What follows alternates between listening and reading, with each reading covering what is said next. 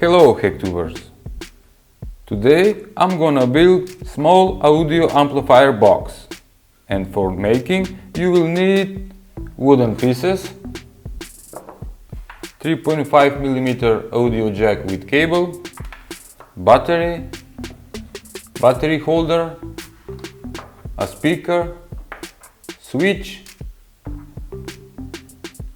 and this is the already made amplifier with LM386 chip. The circuit is very simple.